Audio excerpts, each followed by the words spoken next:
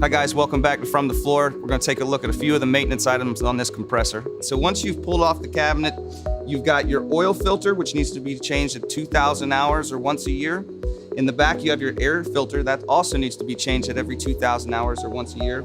And then every 2 years or 4,000 hours, you need to replace your oil separator. Every 2,000 hours, you're going to need to do 3 main maintenance items on this compressor. You're going to need to replace the oil, you're going to need to replace the oil filter, and then you'll also need to replace the air filter. Now, like I said, that's every 2,000 hours or approximately once a year.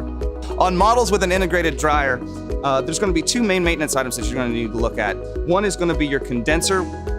Depending on how dirty your shop is, you may need to clean your condenser a little more frequently than most, but typically about once a month, you'll just need to take a little compressed air and blow out your condenser. Now, the other thing you'll need to look at is once a year, you'll need to either rebuild your auto drain or replace it. So as you've seen, there's a lot of easy maintenance items on this compressor, but if you have any questions, you can always visit us at www.cpcompressors.com or call our 800 number.